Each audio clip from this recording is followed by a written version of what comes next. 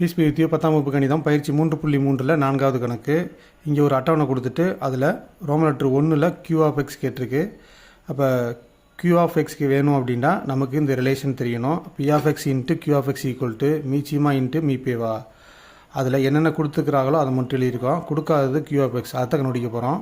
இதை கண்டுபிடிக்கிறதுக்கு முன்னாடி நமக்கு கொடுத்த கோவையை முடிந்தவரை காரணிப்படுத்தணும். இங்கே பார்த்தீங்கன்னா ஃபஸ்ட்டாக கொடுத்துருக்கிறது ஒரு இருபடிக்கோவை. இருபடிக்கோவையை எப்படி காரணிப்படுத்தணும் அப்படிங்கிறது உங்களுக்கு தெரியும். Cross method. பெருக்குனா 35 வரணும், கூட்டினாலோ கழித்தாலோ -12 வரணும். அந்த மாதிரி 2 நம்பரை கண்டுபிடிக்கணும். I7 35, பெருக்குனா 35 வருது, கூட்டினா -12 வரணும்டா, 2 இடத்துலையும் மைனஸ் போடணும். அப்போ இதனுடைய காரணிகள் A-5 A-7 into Q of X equal to இந்த மாதிரி 3 படி உள்ள கோவை கொடுத்தாங்கன்னா நம்ம 9th செஞ்சது மாதிரி தொகுமுறை வகுத்தலை பயன்படுத்தணும். அதுக்கு நம்ம இதனுடைய கெழுக்களை எடுத்து எழுதணும். அப்போ ஏயின் கெழு 1 -10 11 70. இங்கே கடைசி நம்பர் எதுன்னு பார்த்தீங்கன்னா 70.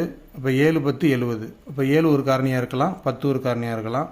அப்போ 7ஆல் நம்ம இதை வகுத்து பார்க்க போகிறோம். ஃபஸ்ட்டு உறுப்பை 0 போட்டு அப்படியே இறக்கிக்கணும். 7 7 குறிகள் மாதிரி இருந்தால் கழிக்கணும். கழிச்சா -3. அடுத்து ப்ளஸ் இன்ட்டு மைனஸ் மைனஸ் 7 21. இங்கே குறிகள் மாறி இருக்குது, கழிக்கணும். 21ல் 11 போயிட்டா 10, பெரிய எண் மைனஸ், அப்போ -10 ப்ளஸ் இன்ட்டு மைனஸ் மைனஸ் 7 10 70. அப்போ 70ல் 70 கழிச்சா 0. அப்போ நமக்கு கிடைக்கிற ஆன்சர் இந்த 7 இந்த சைடு கொண்டு வந்துட்டோம்னா -7 ஆயிரும். A-7. இதை அப்படி மேலும் ஒரு காரணின்னு எழுதிடணும். ஒரு A² -3A -10. அப்போ இதை நம்ம தொகுமுறை வகுத்தலில் செஞ்சு பார்த்தோம் அப்படின்னா நமக்கு கிடைக்கிற காரணிகள் A-7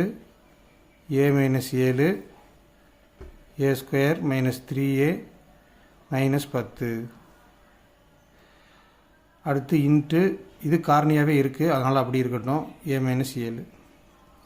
இப்போ நம்ம இந்த காரணியை இந்த சைடு கொண்டு வரணும். இப்போ பெருக்குள்ள காரணி அங்கிட்டு போனால் வகுத்தெல்லாம் மாறும்.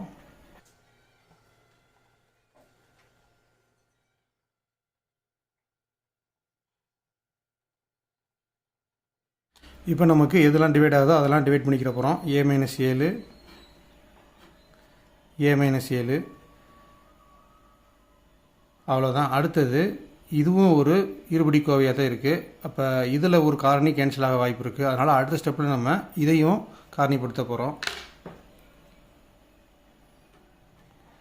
அப்போ இதை கிராஸ் மெத்தடில் காரணிப்படுத்தலாம். அப்போ பெருக்குனா -10, கூட்டினாலோ கழிச்சாலோ -3 வரணும். அப்போ 2 10. நமக்கு -3 வரணும்னா பெரிய எண்கிட்ட மைனஸ் போடணும், இங்கே ப்ளஸ் போடணும். ப்ளஸ் இன்ட்டு மைனஸ் மைனஸ் 2 10 கழித்தோம் அப்படின்னா -3 கிடைக்குது. அப்போ காரணிகள் எதுன்னு பார்த்தீங்கன்னா A+2 A-5 இன்ட்டு A-7 ஏற்கனவே இருக்கிறது பை A-5. இப்போ நம்ம A-5க்கும் A-5க்கும் கேன்சல் பண்ண போகிறோம்.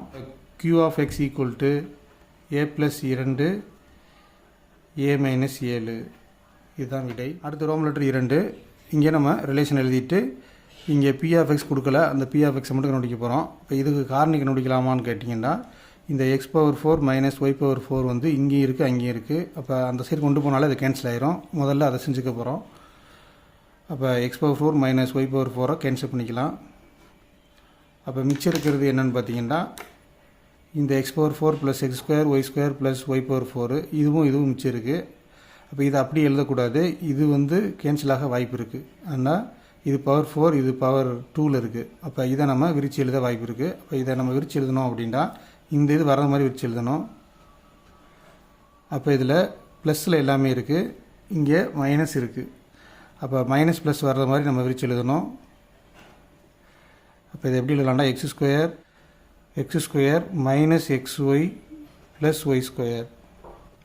இப்போ இது ரெண்டையும் பெருக்கி பார்த்தீங்கன்னா இந்த ஆன்சர் வரும்.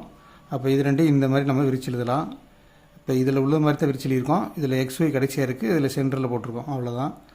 அப்போ இது ரெண்டும் ஒன்று தான். By x square plus y square minus x y. இப்போ இந்த ரெண்டையும் நம்ம கேன்சல் பண்ண போகிறோம். கேன்சல் பண்ணிட்டா நமக்கு வர்ற answer x square plus x y plus y square.